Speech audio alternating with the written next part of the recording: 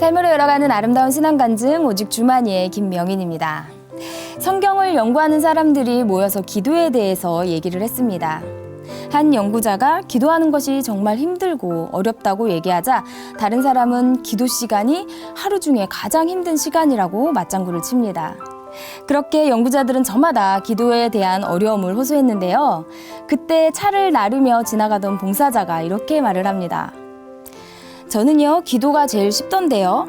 아침에 일어나 눈을 떴을 때 내 영혼의 눈도 뜨게 해달라고 기도하고, 옷을 입을 땐 경건과 사랑의 옷도 입혀달라고 기도합니다.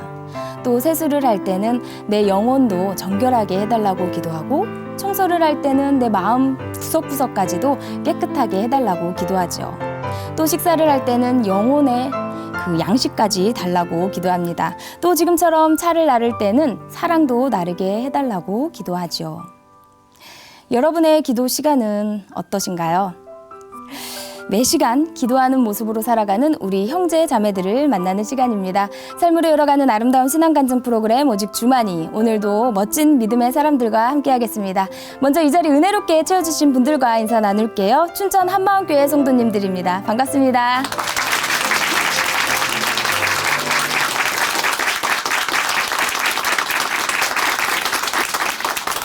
네, 오늘의 첫 번째 출연자 만나보겠습니다. 이분은 풍족한 가정에서 태어났지만요, 어려워진 가정 형편을 극복하고 또 가족들을 돌봐야 하는 맏딸이었습니다.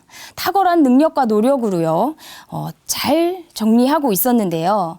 주변인들의 실수는 이분을 돈도 체면도 모두 잃게 만드는 어려움에 빠뜨리게 되었습니다. 그렇게 모든 것을 잃었던 이분이요, 그 어둠 속에서 빛을 발견했다고 합니다. 이분에게 찾아온 빛, 그 희망의 이야기 함께 들어보겠습니다. 춘천 한마음교회 조영미 자매님 박수로 모십니다.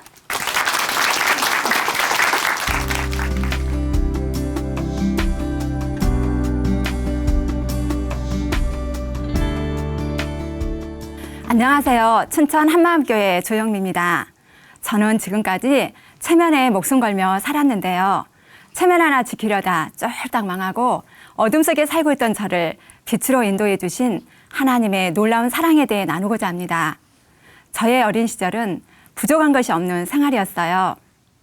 아버지는 외할머니의 경제력을 이용해 세상적으로 폼나는 인생을 사시면서 외할머니와 엄마를 참 힘들게 하셨지만 저에게는 너무나 특별하셨고, 제가 고등학생일 때까지도 학교를 데려다주고 데리러 오실 정도셨고요.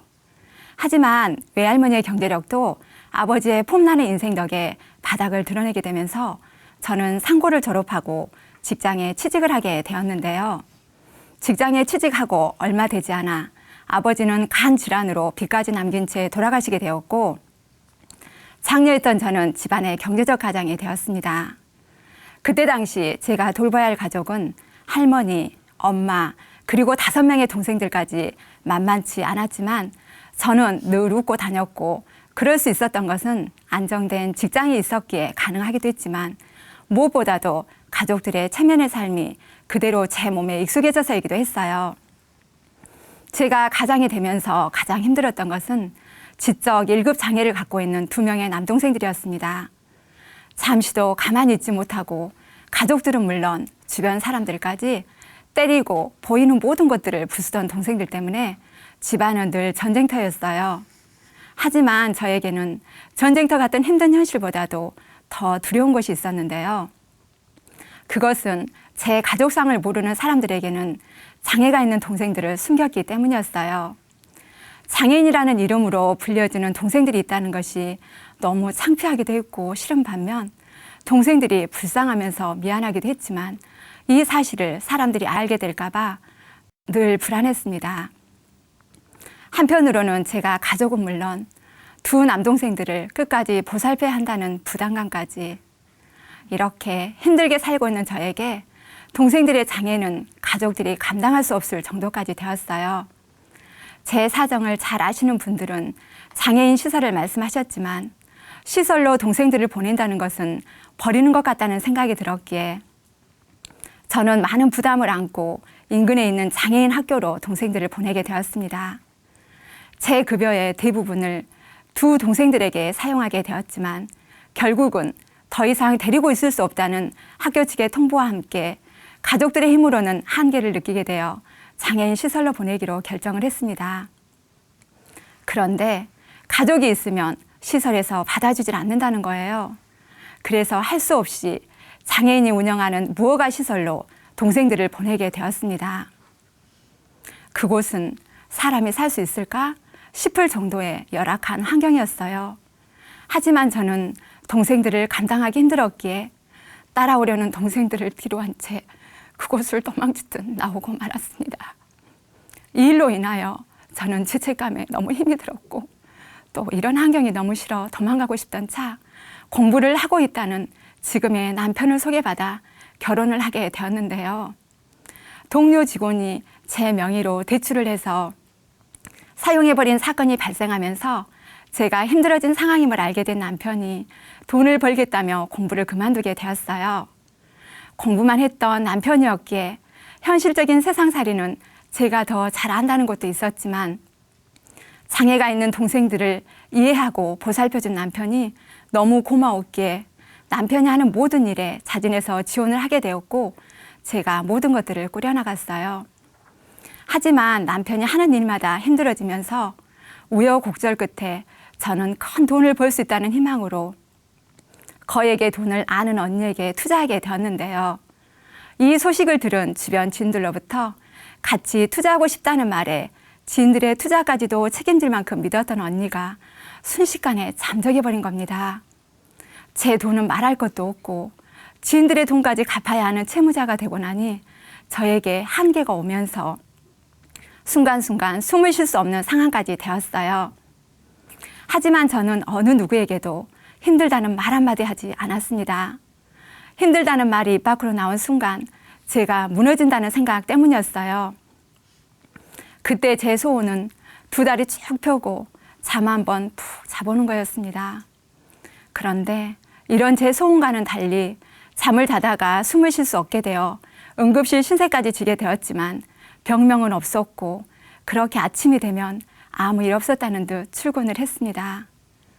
응급실 가는 횟수가 늘어나고 주위 사람들의 시선 때문에 절대 이용하지 않았던 119 구급차까지 동원된 후에야 처음으로 남편에게 내가 너무 힘들다며 속마음을 털어놓았고 남편은 제가 그렇게까지 힘들게 살고 있다는 것에 많이 놀라워했습니다.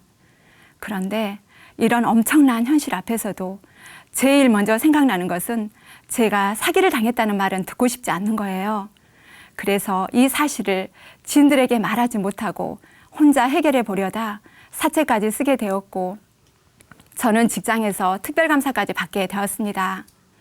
특별감사를 받을 당시 저는 급여 압류가 되어 있었고 부채가 많았으며 경제적으로 많이 힘이 들었지만 남편이 새로운 사업을 진행하고 있었기에 조금만 버티면 이 모든 것들이 금방 다 해결될 거라 믿었어요.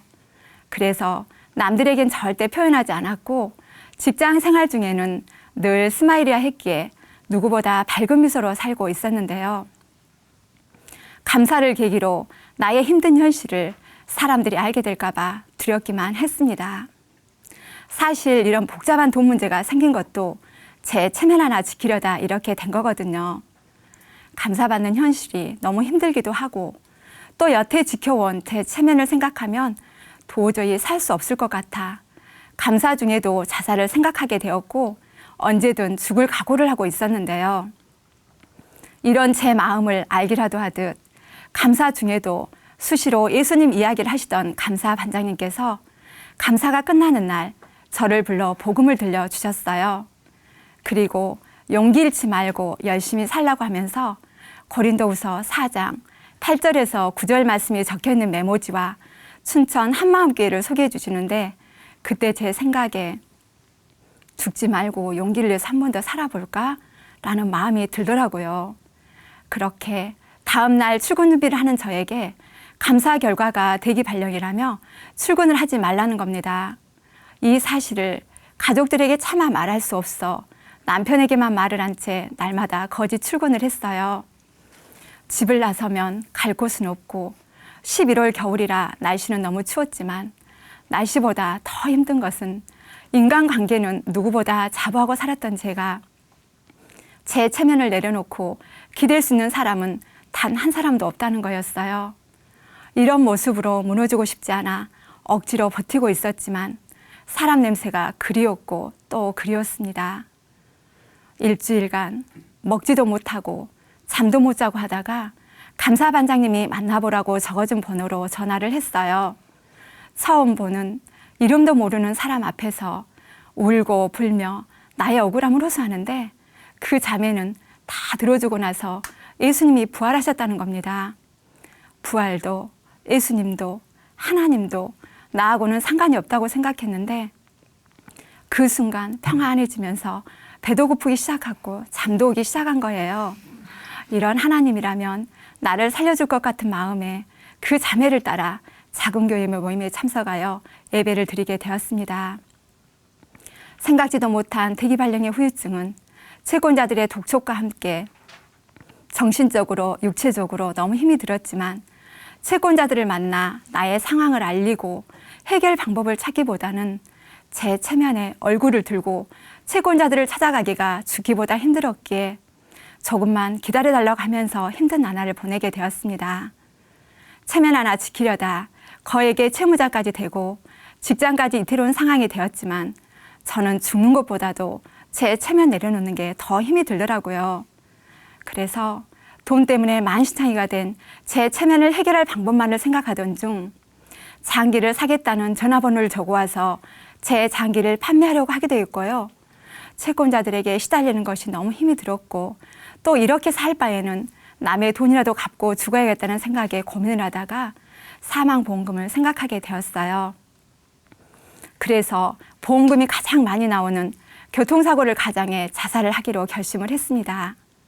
이른 새벽 자살을 하기 위해 집을 나서면서 남편에게 뒷일 잘 부탁한다며 마음으로 부탁을 하고 있는데 코를 골며 자고 있던 남편이 갑자기 일어나 제 다리를 잡고 어디 가냐고 살아보자고 해서 자살을 포기한 적도 있었습니다.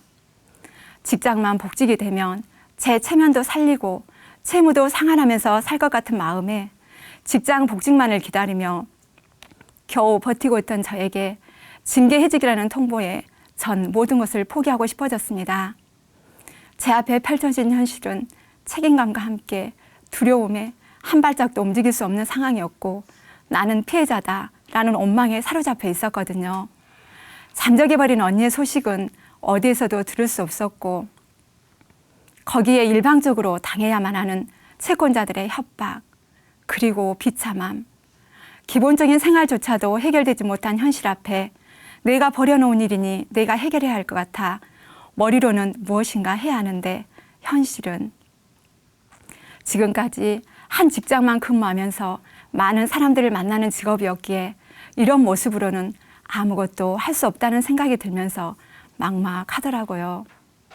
죽을 수도 살 수도 없는 현실 앞에 어떻게든 버텨보려고 있는지도 모르는 하나님에 대한 존재를 붙들고 있었는데 살고 싶다는 생각과 함께 나의 이 힘든 상황을 해결해 줄 수 있는 살아계신 하나님을 만나고 싶었습니다. 그래서 하나님 살아계신다면 저 좀 만나주세요 라며 소리소리 질렀고 이런 저를 하나님은 만나주셨어요. 그리고 찌들어 벗겨낼 수 없는 체면이라는 껍질을 벗겨주시면서 용기를 주셨습니다. 하나님께서 저에게 주신 용기는 한 번도 해보지 않았던 허드렛 일도 처참한 바닥 생활도 마음 상하지 않게 해주셨고 이런 저를 보면서 하나님이 살아계신 것 같았고 저를 살려주실 것만 같았습니다.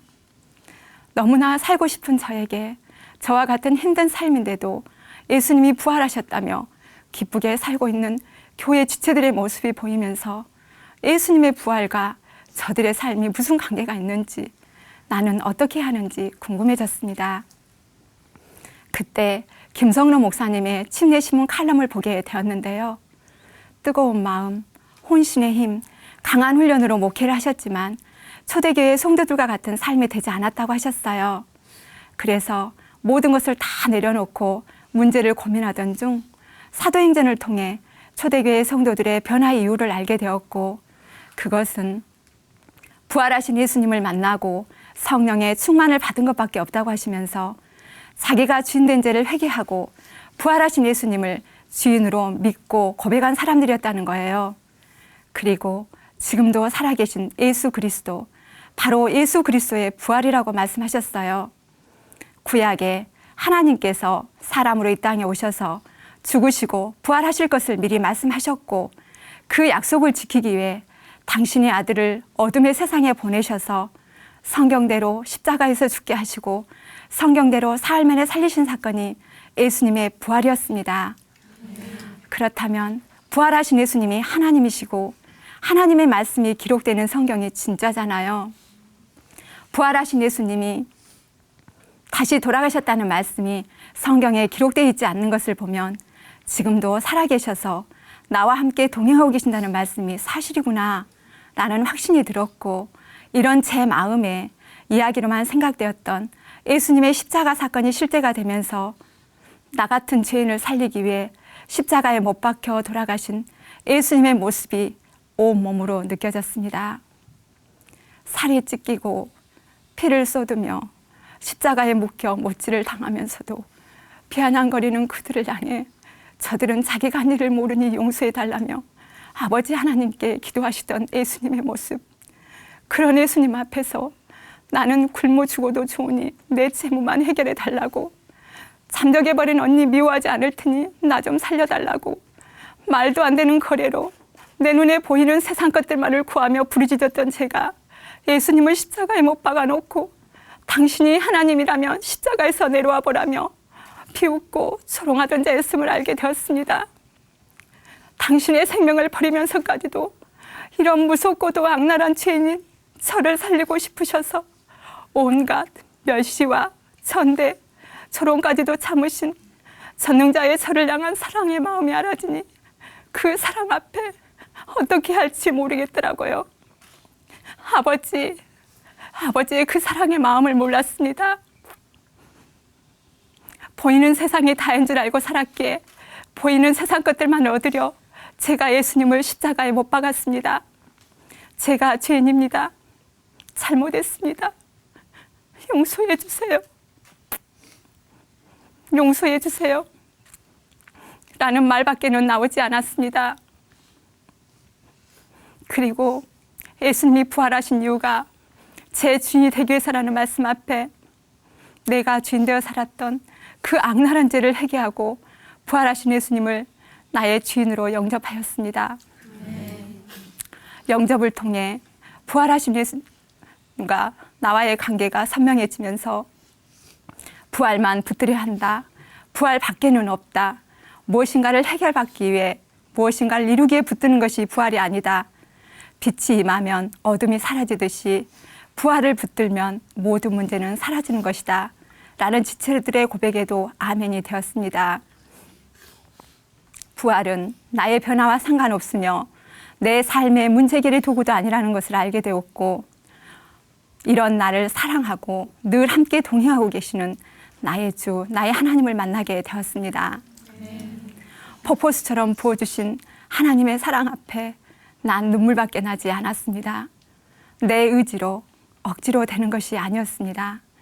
부활을 붙들고 일어서라는 주님이 내민 손을 잡고 일어서 보니 난 세상의 죄인이 아닌 하나님의 자녀, 새 피조물로 탄생되었고 주님과 한 몸이 되어 있었습니다.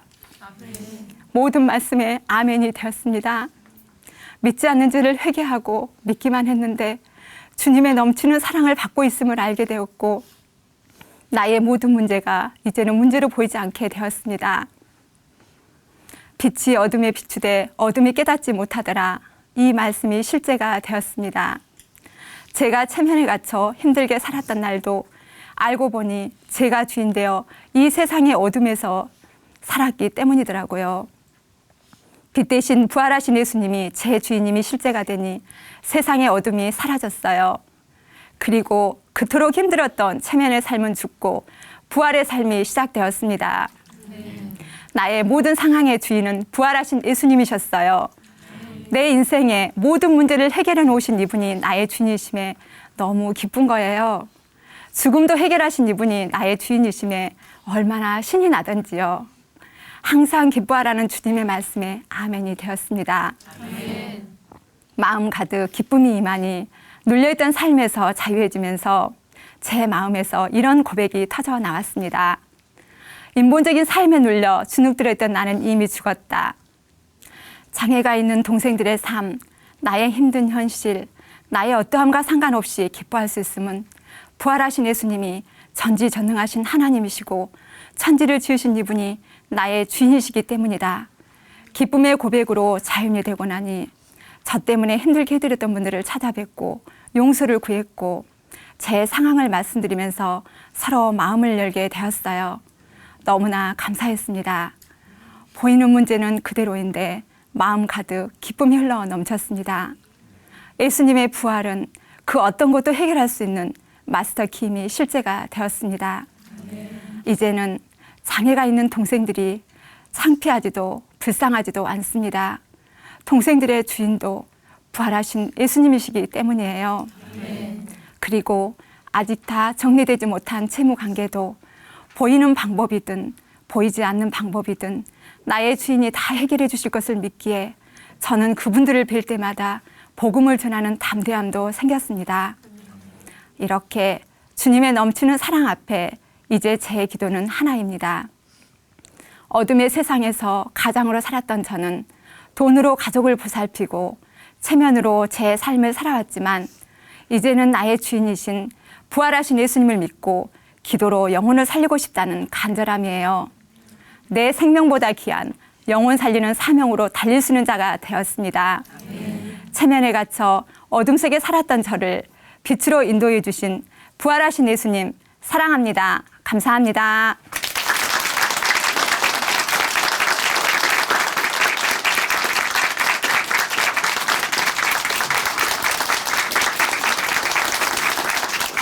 네, 간증 감사합니다.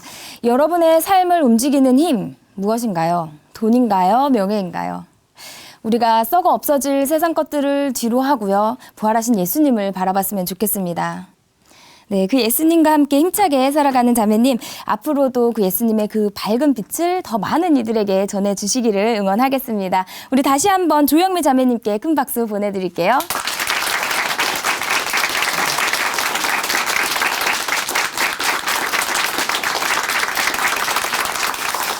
아름다운 믿음의 고백으로 하나님의 은혜를 나누는 오직 주만이 두 번째 출연자 만나보겠습니다. 이번에 나오실 분은요, 곱게, 정말 애주중지 곱게 자란 분입니다. 남에 대한 관심은 제로, 하지만 자신에 대한 배려와 관심은 당연하다고 생각했는데요. 나에 대한 배려와 관심과 애정만 더 이렇게 외치셨던 분이요. 지금은 주는 것을 더 기뻐하게 되었다고 하는데요. 어떤 일이 있었던 건지 그 이야기 함께 들어보겠습니다. 춘천 한마음교회 홍미숙 자매님 박수로 모실게요.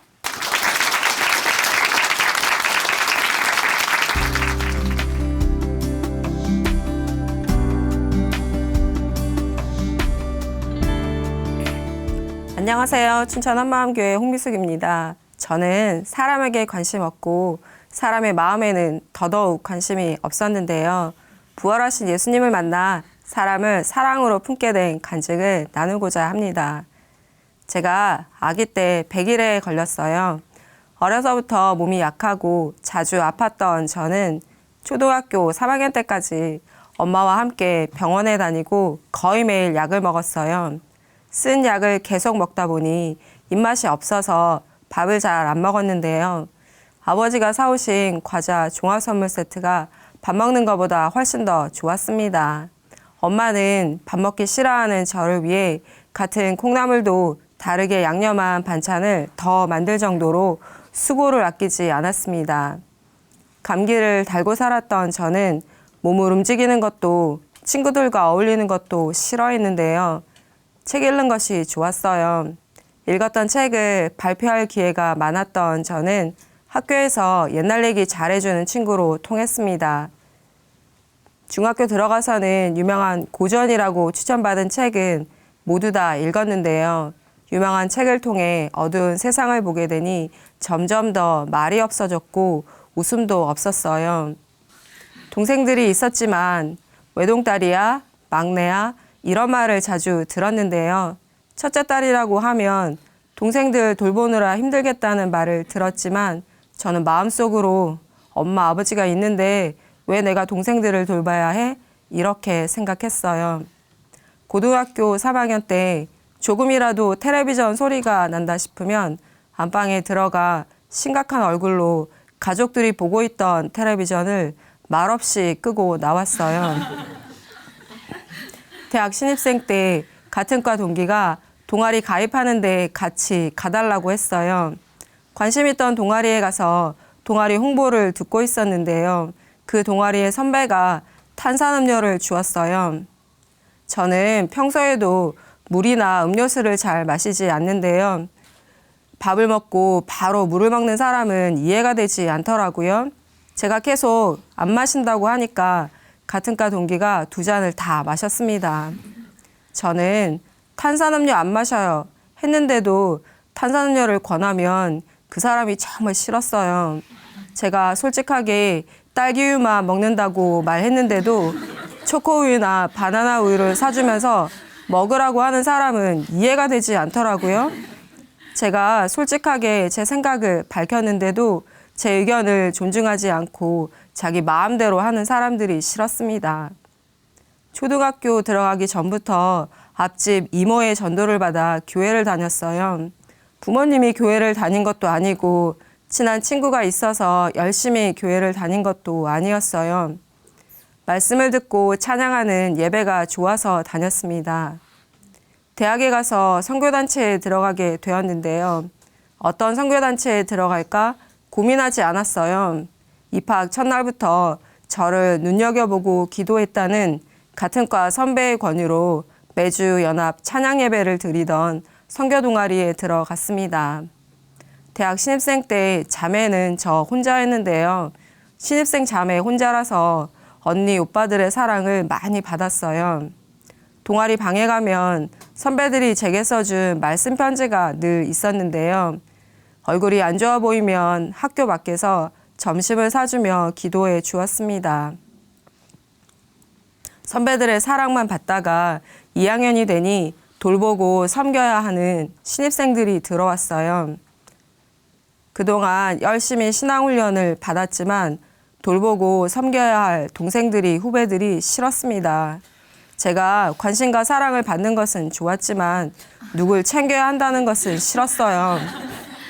왜 내가 후배들을 챙겨야 해? 난 아직 2학년밖에 안 됐는데 자원하는 마음은 아니었지만 마땅히 해야 하니까 선배들에게 딱 받은 만큼만 동생들과 후배들을 돌보고 섬기게 되었습니다.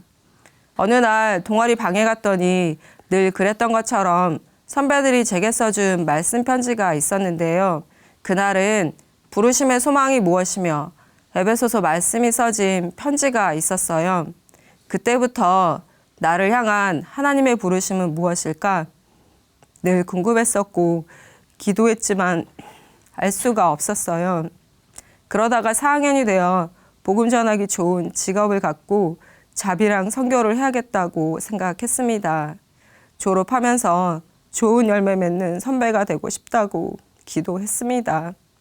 그런데 복음 전하기 좋을 거라 생각한 직장에 취업이 쉽지 않았어요. 처음이라 그럴 거야 하며 몇 번 더 준비했지만 결과는 실패였어요. 엄마는 너는 그렇게 열심히 신앙생활하고 너처럼 성실한 사람도 없는데 왜 취업이 쉽게 되지 않냐 하시면서 저를 보는 것도 힘들어 했습니다. 제가 복음의 통로가 돼야 하는데 좋은 열매 맺지 못한 저 때문에 복음이 막히고 하나님이 욕먹는 것 같아서 참 마음이 아팠어요. 좋은 결과가 따라주지 않으니까 내가 믿는 하나님도 그런 평가를 받는 것 같아서 정말 죄송했습니다. 그러던 어느 날 고향을 가려고 시외버스를 탔는데 한 여자분이 제 옆자리에 앉았어요. 저는 마음속으로 빈자리도 많은데 왜 꼭 내 옆에 앉으려고 하냐 생각했습니다. 저는 낯선 사람과 말을 잘 하지 않는데 먹을 것을 주면서 계속 말을 시키더라고요. 그분은 춘천 한마음교회를 다닌다고 했습니다. 자기 교회는 찬양 예배를 드리는데 겨울 수련회가 있다고 하면서 한번 와보라고 하더라고요. 찬양 예배 드리던 선교단체에서 훈련을 받았던 저는 찬양 예배가 있다는 말에 괜찮은 교회라는 생각을 했습니다. 그때 저는 어디라도 가서 기도하면서 답답한 제 마음과 고민을 해결받고 싶었어요. 그래서 한마음교회 겨울수련회에 참석하게 되었습니다. 예배 시간에 마태복음 7장 말씀을 들었는데요. 나더러 주여 주여 하는 자마다 다 천국에 들어갈 것이 아니요. 주의 이름으로 선지자 노릇하고 귀신을 쫓아내고 많은 권능을 행하고. 예수님이 하신 말씀을 들으면서 제 마음은 무너졌습니다. 예수님이 나를 모른다고, 불법을 행한다고, 천국에 들어가기 힘들다고 말씀하시는 것 같았어요. 난 하나님이 살아 계시다고 어떻게 믿었지? 난 예수님이 하나님이라고 어떻게 믿었지? 도대체 나의 어떤 죄 때문에 예수님이 십자가에서 죽었을까? 이런 기본적인 신앙 질문에 확신을 갖고 답을 하지 못했어요. 그동안의 신앙생활과 선교단체에서 훈련받았던 시간들이 지나가면서 알고 있다고, 믿고 있다고 생각했던 모든 것이 흔들렸습니다. 왜 나를 모른다고 하시는지, 왜 불법을 행한다고 하시는지, 저는 예수님이 살아계신 하나님이라면 지금 저에게도 내가 하나님이라고 말해줄 수 있지 않냐고 따지듯이 기도했어요. 기도해도 응답은 없었지만 정말 예수님을 만나고 싶었어요. 말씀을 읽고 기도하던 중 예수님의 제자들이 생각났습니다. 예수님이 재판받으실 때, 십자가에서 죽으실 때 모두 다 도망갔었는데, 그런데 갑자기 사도행전에서 큰 소리로 외쳤던 베드로가 생각났어요. 3,000명이 넘는 사람들 앞에서 너희가 십자가에 죽인 이 예수를 하나님이 살리셨다. 그리고 주와 그리스도가 되게 하셨다. 회개하라. 우리는 다 이 일의 증인이다. 3,000명이 던진 돌에 맞아서 죽을 수도 있었는데 진짜 죽었다가 다시 살아난 예수님을 보지 못했다면 목숨을 걸고 자신 있게 말할 수는 없었어요. 죽음이 끝이 아니구나. 확실히 봤어요. 베드로의 변화된 모습 뒤에 있었던 것은 바로 예수님의 부활 사건이었습니다. 나를 창조한 전능자 하나님이 나와 똑같은 사람으로 이 세상에 오셨다 가셨구나. 나처럼 피곤했고 눈물을 흘렸고 살이 찢어지고 피를 흘리고 고통을 당하고 죽으셨구나. 그리고 누구나 믿을 수 있도록 부활하셨구나. 예수님의 부활 사건이 없었다면 부활의 증인도 없었고 부활의 기록도 없었겠구나. 예수님의 죽음과 부활은 역사에 기록되어 있는 사실이었어요. 부활이 모든 것을 믿을 수 있는 증거였고 더 이상 흔들리지 않게 되었습니다. 부활을 통해 나의 주인, 나의 하나님이신 예수님을 정확하게 믿게 되었어요. 동시에 내가 하나님께 어떤 죄를 지었고 나의 어떤 죄가 예수님을 십자가에서 죽게 했는지 선명하게 보였습니다. 저는 예수님을 믿는다, 말씀대로 살겠다 했지만 제 삶의 주인은 예수님이 아니었어요. 제가 원하던 진로가 막히니까 감사도 기쁨도 없었어요. 예수님을 위해서라면 선교사로 갈 수도 있고 죽을 수도 있고 무엇이든지 할 수 있어요. 할 수 있어요 하는 마음의 주인은 바로 나 자신이었습니다. 내 생명이니까 내가 죽을 수 있고 내 것이니까 내가 할 수 있다는 나로 가득 찬 마음이었습니다.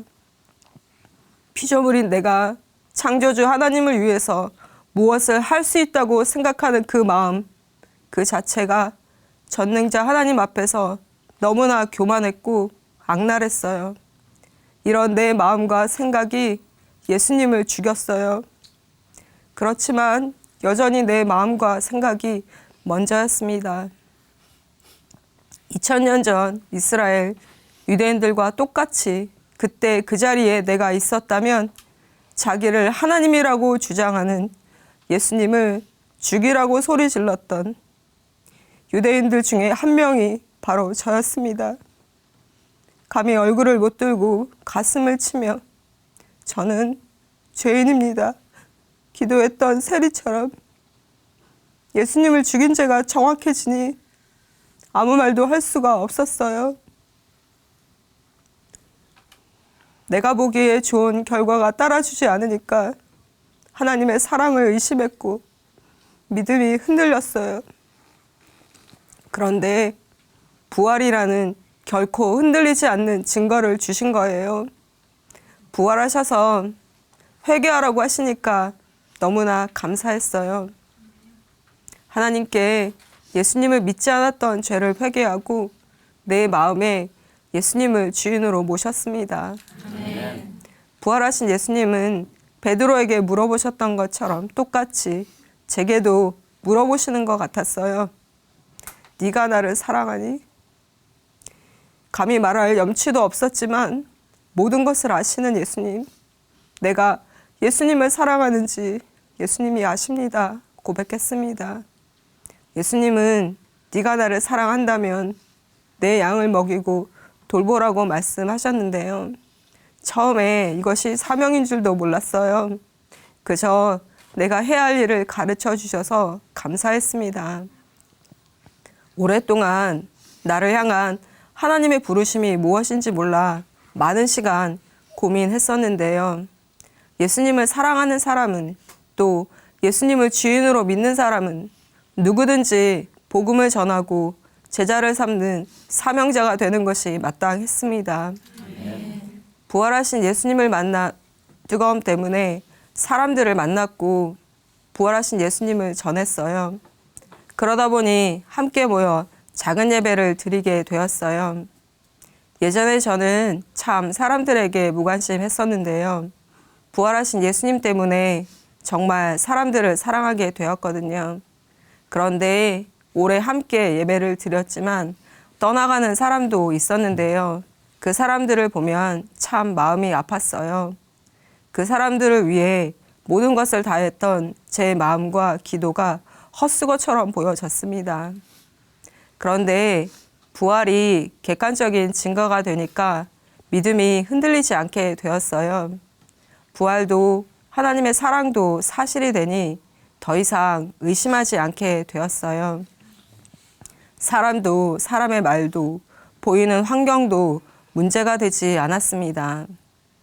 우리 작은 교회 한 자매는 처음 만났을 때 직장 생활과 임신으로 힘들어했어요. 전화를 해도 받지 않는 날이 2달이 넘었던 것 같아요.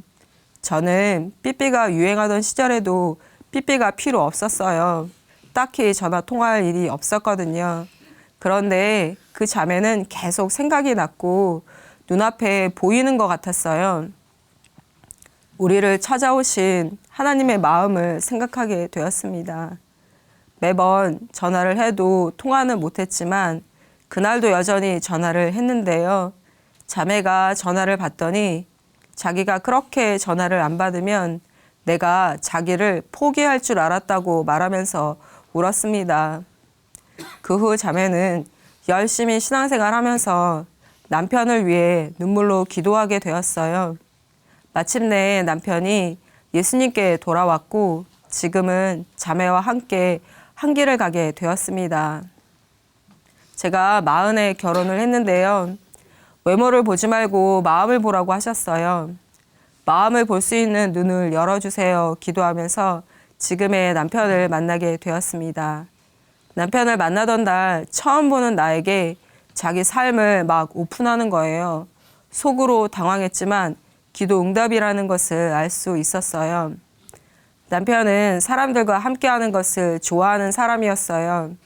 부부는 서로의 장점과 단점으로 서로를 채워주고 돕는 배필이라는 말이 딱 맞았어요. 하나님이 짝을 지어준다는 말이 무엇인지 알게 되었습니다. 전도를 할 때도 남편이 먼저 말을 시작하면 저는 주로 마무리를 하는 편입니다. 교회 지체들도 서로 다르지만 서로에게 꼭 필요한 존재이고 사랑하고 사랑받아야 할 가족이라는 것을 자연스럽게 알게 되었습니다. 말이 없던 제가 지금은 밤새도록 엄마와 얘기합니다. 웃음이 없던 제가 지금은 웃는 모습이 참 보기 좋다는 말을 듣습니다. 사람을 사랑하는 것이 하나님을 사랑하는 것과 같았어요. 그동안 복음을 들고 만났던 사람은 한 사람 한 사람이었는데 그 사람과 그 사람 주변 사람들까지 모두 함께 예수님께 돌아왔고 가정이 세워지고 회복되었다는 것을 하나님이 보여주셨습니다. 사람에게 관심 없고 사람의 마음에는 더더욱 관심이 없던 제가 하나님이 주신 부활의 증거를 통해 믿음과 사랑을 확증하게 되니 흔들리지 않는 사람이 되었습니다. 앞으로 하나님이 허락하신 날까지 예수님을 사랑한다면 예수님의 양을 먹이고 돌보라고 사명을 주신 예수님의 말씀에 순종하여 사랑하며 살겠습니다. 감사합니다.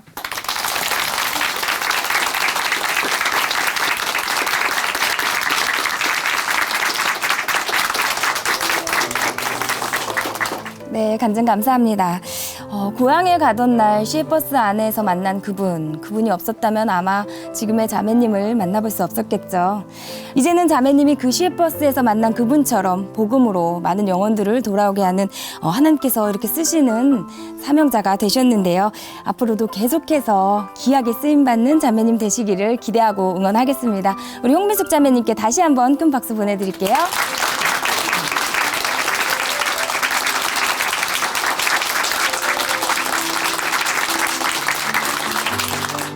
하나님으로 인해 변한 삶의 고백 있는 간증 프로그램 오직 주만이 오늘은 여기까지입니다. 지금까지 함께해 주신 춘천 한마음교회 성도님들 그리고 시청자 여러분 감사드립니다. 오늘도 이 시간 찬양으로 마무리하겠습니다. 오늘 찬양해 주실 분은요 김수진 자매님이시고요. 함께할 찬양은 주가 나를 지키시네입니다. 오늘도 오직 성령 충만한 하루 보내세요. 감사합니다.